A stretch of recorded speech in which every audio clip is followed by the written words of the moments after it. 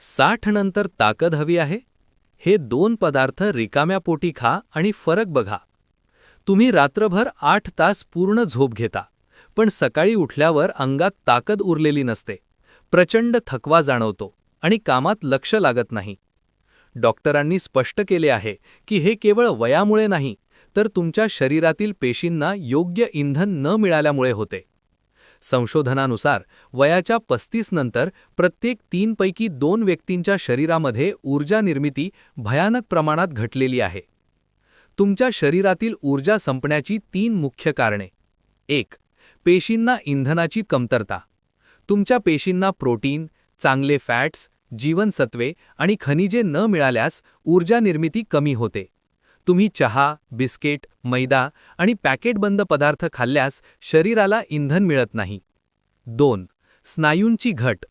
वयोमानानुसार शरीरातील स्नायूंचे प्रमाण कमी होते, ज्यामुळे ताकद घटते, शरीराचा समतोल बिघडतो आणि छोट्या कामानंतरही दमछाक होते.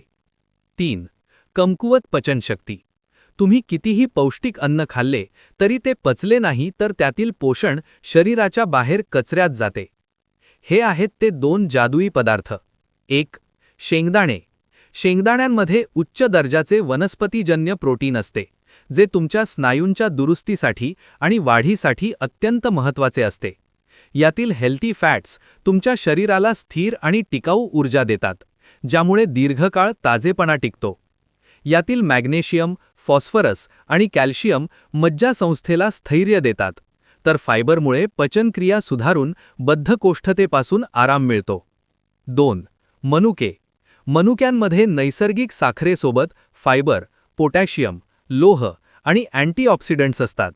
यातील लोहामुळे रक्तातील हिमोग्लोबिन वाढते, ज्यामुळे सतत जाणवणारा थकवा आणि चक्कर येणे थांबते.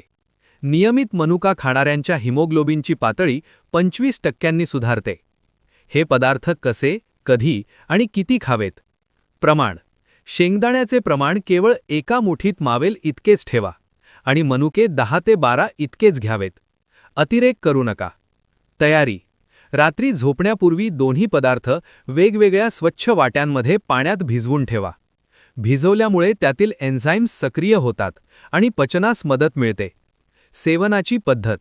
सकाळी उठल्यानंतर रिकाम्या पोटी सर्वप्रथम हे भिजवलेले शेंगदाणे आणि मनुके शांतपणे आणि हळूहळू चावून खा. सातत्य. ही सवय किमान 6 ते 8 आठवडे सातत्याने पाळा, तरच सकाळी उठतानाचा जडपणा आणि सांधेदुखी कमी होईल. महत्त्वाची सावधानता. कोणी खाऊ नये. शेंगदाण्याची ॲलर्जी. ज्यांना ॲलर्जी आहे त्यांनी शेंगदाणे पूर्णपणे टाळावेत, अन्यथा श्वास घेण्यास त्रास किंवा ॲनाफिलॅक्सिस सारखी गंभीर स्थिती निर्माण होऊ शकते. पचनाचा किंवा युरिक ॲसिडचा त्रास. गॅस, आम्लपित्त, उच्च युरिक ॲसिड किंवा गाऊटचा त्रास असलेल्यांनी डॉक्टरांच्या सल्ल्यानेच शेंगदाणे खावेत. खराब साठवणुकीमुळे शेंगदाण्यात अफ्लाटॉक्सिन नावाचे विषारी द्रव्य असू शकते, त्यामुळे नेहमी ताजे शेंगदाणे वापरा. मधुमेह आणि IBS. टाईप 2 डायबिटीज, मधुमेह असलेल्यांनी मनुका अत्यंत मर्यादित प्रमाणात खावा. IBS किंवा वारंवार गॅसचा त्रास असलेल्यांना मनुका त्रासदायक ठरू शकतो. ऊर्जा लोखंडासारखी मजबूत करण्यासाठी 3 अतिरिक्त सवयी. 1. कोवळे ऊन. रोज सकाळी 20 मिनिटे कोवळ्या उन्हात उभे राहा, जेणेकरून विटामिन D मिळेल. 2. चालणे. रोज अर्धा तास चालायला जा, यामुळे स्नायूंवर योग्य ताण पडून ऊर्जा निर्मिती वाढते. 3. खोल श्वासोच्छवास. दररोज 10 मिनिटे खोल श्वासोच्छवासाचा सराव करा, ज्यामुळे पेशींना ऑक्सिजन मिळेल.